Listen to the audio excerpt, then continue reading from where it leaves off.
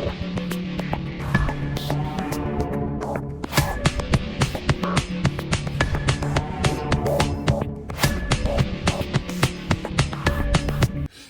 folks, welcome back to another action figure review by Taekwondoers, and today we are looking at one of the Mcfarlane Elite Edition figures. Now this is my first Elite Edition figure. I know there's been a few in the DC line that have gotten this, and I think some of the Warhammer 40,000 figures have gotten this Elite Edition kind of branding. But this is my first iteration of it, and this is for Doom, the Dark Ages, and it's the Doom Slayer from that game. As you can see him over here on the right hand corner. But we'll have a quick look at the box and then we'll get set up to have a look at the figure. Now what's different between the normal boxes and the kind of the standard box and these elite ones is they have this white border which has this gold emboss kind of logo saying Elite Edition. I believe the Fallout Power Armor is an Elite Edition, or has come out as an Elite Edition. I don't know if there's going to be a standard edition. There does appear to be a standard edition of the Doom Dark Ages Doom Slayer, and I'll get into the somewhat differences that we've seen with that image that dropped. Might be able to try and get an image of it while I'm reviewing this and put it together so you can see what the differences is. On the side of the box you have some cool artwork of the Doom Slayer in all his glory, and then on the back of the box you have more of that awesome artwork with the demons floating around them, and I'll just move it more centered so you can see it. You have that cool artwork with his shield saw, I think it's called, or saw shield, I think it's called the shield saw, and he has his mace, which are two of the weapons that are included with this guy, but he also has two other weapons which we'll get into when we get a look at them. On the bottom of the box this is League stuff, on the top it's just the Doom logo again, and then on the opposite side you have Elite Edition in that gold print. So I picked this guy up from Big Bad Toy Store. You can see this guy's Doom Slayer 01, so I'm not sure if this is intended to be Doom Slayer 01 of the Doom Slayer figures, and that the next one coming out will be 02, or if it's just this is 01 of the Elite figures and that they will be standard figures as well. I'm not too sure, but it has a really cool look to it. So there is some, as you can see, them floating around. The figure is held in with a whole bunch of those little plastic strappy things. So when you do get it, you'll have to clip those off or clip through them if you want to take them out of the box. And then on top of that, behind the figure you have, we'll get these out of the way first before I get on the figure because they're fairly standard affair. You have a base that says Doom or wood, whichever way you want to go. It's one of those wood ones. And then you have two cards. You have a collectible card, which is kind of standard Doom Slayer stuff. There is a brief write-up. We'll have a read of that when I get onto the figure. And then you have this 50 points thing. I'm not sure how this works. Elite Edition, I'll have to look into it, but it's probably that you get points to go against other Elite figures or Mcfarlane stuff. I know they were doing like a digital collection for figures as well, so I don't know if the scratch panel is something to do with the code for that. There's a QR code on that, so there we go. Without further ado, we'll pause this there and we'll get the figure set up and we'll have a look at the figure and read up on the back of the card. So we'll have a quick look at that back of the card. It is quite nice artwork. If I bring it up close to the camera, hopefully it won't go out of focus too much, but it is quite nice artwork. I don't know if it's artwork that's used on the cover of the game box. It's one of the games I haven't picked up from the Doom series yet. But if I flip around, you have, with the Slayer imprisoned at the dawn of the Dark Ages, the balance between light and shadow teeters on the edge of oblivion. A feared outsider among the imperiled people, he is both weapon and prisoner, his strength bound by the very gods they serve. As an ancient evil lays siege to their world, time runs short and the darkness deepens. And then you just have Doom Slayer Dark Ages up top. Again, it's one of the games I haven't picked up in the Doom series. I have Doom and Doom Eternal, but I haven't picked up Dark Ages yet. So a quick pause here and we'll get into the figure. So ratio, we'll get onto the figures accessories, and then we'll get into this bad boy because he is pretty cool, and then we'll have a little showcase of him alongside some of the other figures from the Doom series that Mcfarlane has pumped out over the years. So accessory wise, he comes with this really awesome mace, which is on an actual chain, which looks like it could do some damage. It's not too, the spikes on it are fairly solid, so smacking it off stuff would do a good deal of damage, I would imagine. But it is on this handle, it has real metal chain. There is a real metal chain on the side of the figure as well, but we'll get into that when we get into himself. He has this cool looking weapon, which I've only seen videos of, called the Skull Crusher. Now I hope I'm thinking that's the right name for this thing. So basically the basic idea of this, it's like a grinder, and it grinds up the skulls that are in the magazine section of it, or if you want to call it a magazine section. I don't know where the skulls come from, if he picks them up along the way. It is the Doom Slayer after all, but it crushes them up and then fires out the bone shards as, I would say, something similar akin to the spike, is it the spike rifle from Halo? You know, the one, or the needler from Halo that has like the little spikes shards that fly out. I don't know if they explode on contact, but you have this cool, really awesome done thing. I've seen someone do a cosplay, create a cosplay version of this where it has the skulls that kind of are illuminated when it pops. Well, they don't pop up to the top, but the top skull is illuminated on it, and it's really cool looking. He does come with his saw shield, as it's called, or shield saw, which is basically a shield with a buzzsaw on it. So that again is pretty brutal looking. I am expecting, or there may even be a chase variant with this, with, you know, a bloodied chase variant. I wouldn't be surprised if there is a bloodied variant of this guy. Mcfarlane does tend to like doing some bloodied variants on some of the figures. And then you have his shotgun, but this isn't just normal shotgun, this is the super shotgun. So, and the way you can tell it's a super shotgun is it's the double barrel and has a kind of flintlock looking design to it, which is kind of cool. It doesn't have the under blades like the older versions. It's been redesigned for this game, so it is pretty cool. And then for him to be able to hold his super shotgun, you have a hand for his right hand, which is a kind of a trigger finger hand. He comes with two hands attached to him, and then you have a punching fist hand. So you have the right trigger finger, and then you have this under grasp hand for kind of either doing the, for holding the Skull Crusher, because it's such a big weapon, you can have him hold it that way. Or if you want them to hold the shield, you have to pop this out. They're on a peg, and you pop in the hand you want, it just plugs in, and then you get the handle and just kind of wedge it in there, and you can have him holding his shield, and you'll throw in the mace into his hand. So if you want him melee or close combat ready, you can have him holding his shield and his mace. So I'm just going to pop his weapons off him for the moment. Come on, here you go. He does have a soft goods cape, which is quite interesting. And then he has this shoulder mounted, I think it's supposed to be a machine gun of some kind. It looks like it's a machine gun. It could be some sort of laser gun or a guiding thing. I know the previous versions have it, and I can't remember exactly what it was in the previous games. It's been a while since I played the previous games. In fact, if I remember correctly, I didn't even finish Doom Eternal because I got frustrated with all the leaping and jumping and platforming. So yes, there is there.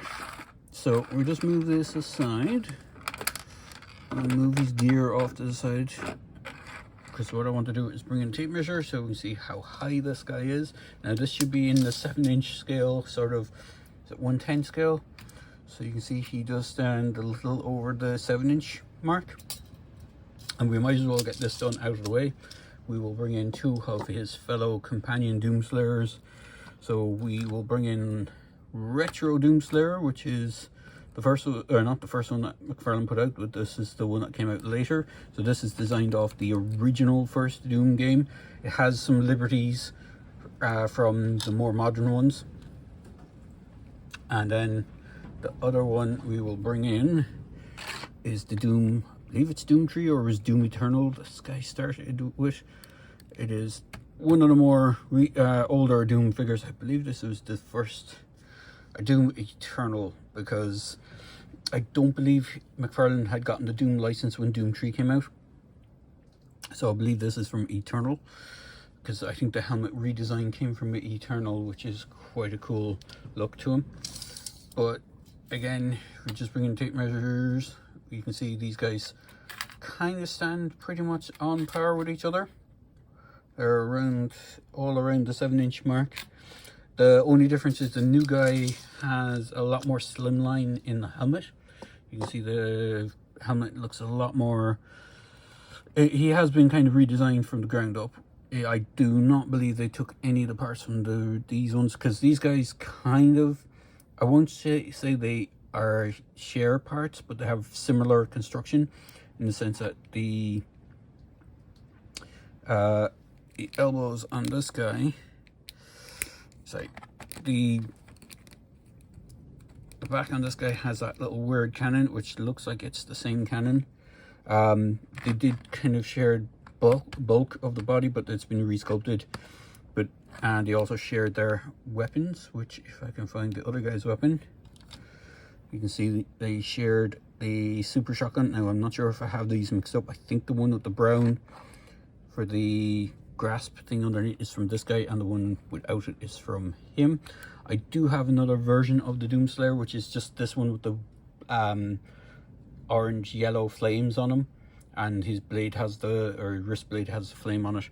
But these are their own unique sculpt for their own part, but this is not what we're here for today. We're here for this guy.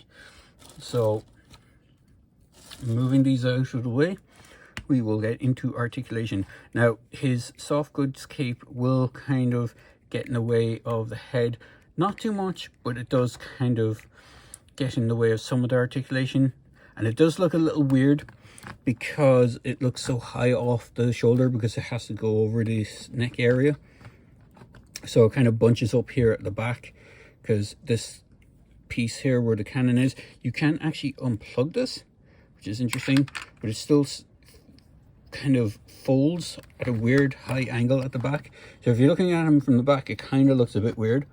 It should kind of fold down a bit more, I feel, but because of the way it has to go over this ridge, it gives it a natural, I wouldn't say natural, an unnatural ridge shape. So we can pop that back in. So as you saw earlier, the hands just pop off on a peg. He has shoulder articulation. That can go out that much. It is on that peg joint system, so we'll pop that back in. So at most you can get him out to here. It's not the best, but it is doable. You can rotate the arms around. The shoulder pad is attached to the actual bicep, as you saw. There is no bicep swivel. There is a swivel in the elbow, but I find it very kind of worrying on my one, because it's that kind of swivel that when you bend it, it kind of wants to go back into shape. So if you kind of keep twisting it, it feels like you're going to twist and snap the joint. So just be wary of that. The wrists are on swivels and have a hinge in the center of the wrist, so you can go in and out. There is no up and down wrist, there's just in and out. He does have a double jointed waist. So when I first got this guy, I had to do some maneuvering with him, because this waist was like very off to one side. But he does have a lower waist section and an upper diaphragm joint. It's just getting them lined up. So you can kind of push backwards a good bit and forwards. And then you have the waist swivel. And you have a kind of T. You can do the T pose that much with the legs. And there is a slight thigh swivel. And then you have a single jointed knee. There is swivel in the boot. That is kind of similar to the older ones. They actually only had a single joint and a swivel at the boot where it connects to the knee. And then you have, I believe it is a rocker ankle joint on the foot, but it's really tight on mine. You can just about see it. And then he has the 2 peg holes. He doesn't, they did opt to not put in that kind of front foot hinge joint, which they use in some of the from some of the DC stuff and the Space Marine stuff, or the Warhammer 40,000 video game stuff, so it doesn't have that. If I just flip around the back, you can see the design is really cool. That kind of green, army green for the armor, it looks really class. And then you have the kind of leather for the boots and stuff like that. Well, I'm not sure if you call it leather boots. They're armored as well. They have the spikes going all around them. And then you have this real chain which is hanging off on the side. Now, as I mentioned earlier, there is another version of this guy coming out, and it's a red deco. Oh yeah, the head is on ball joints, so you get some good movement on it as well. It is a red deco version of this guy. Now, I think it has a specific name, or in-game name, like the Crimson Suit or something along those lines. But it's pretty much this, but where all the green is, it's red, and I think there's some extra reds on the legs and stuff. Main differences between this one and the one that they did drop a promo image of is, instead of the soft goods, it has a solid cape. So I don't know how that's going to work out with the articulation, if it will get in the way of the neck, because all along here is like a solid sculpt. And this chain down here is it's a plastic chain instead of a real metal chain. So again, I don't think that will hinder articulation that much at all, or won't impact anything. The most thing that would probably impact the articulation is the solid cape that they're planning on bringing out with the red one. And again, I don't know if there's going to be even more variants of this that come out, but that's the newest one that has been showcased at the time of this recording. It may, when you start watching this, it may have already been out and people may have already been complaining about it, but it is what it is. This guy is pretty cool. He does stand quite nicely with other 7-inch scale figures. If I can bring someone in that is in around the same scale as him. In fact, I have a Space Marine here from the Mcfarlane line. So we have a Raven Guard Space Marine. He actually stands around the same height, which is technically inaccurate, because if the Doomslayer is only an average human, maybe a little bit taller than an average human, he should be like a Space Marine should be probably, especially Primaire, should be up here to him. But the scaling with the 40k line has been a little bit all over the place. So we'll bring in one of the Vox Machina figures, so you can see him next to him. So I'm just going to push him back a touch. You can see him back together with this guy if he stands. Is it Vax? Or is it Vex? Vax, I think. So you can see the kind of scaling of these figures. All in all, I think he's a pretty cool figure. Now, I know he's kind of on more expensive because he's that gold elite thing. Maybe the reason they're doing the solid cape and the other version is that it's going to be a more standard price point. So it might be a little bit cheaper because it doesn't have all the bells and whistles as this guy does. I don't know what the weapon loadout for the new one is either. I think he may not have the Skull Crusher. I think it might be just because what he did with the old versions is it just came with the shotgun. He didn't have the shield, like any of the other weapons, the iconic weapons, other than the shotgun and that underarm blade.